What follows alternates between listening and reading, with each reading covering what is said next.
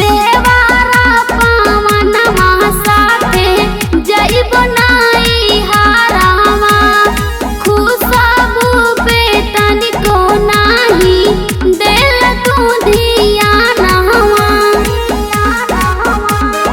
रतिया में कैला दूर गतिया जी रतिया में कैला दूर गतिया जी होई गइले भोर जा बहरिया जी होई गइले भोर जा बहरिया जी। माँ शुक्ला रिकॉर्डिंग स्टूडियो बिहार शरीफ।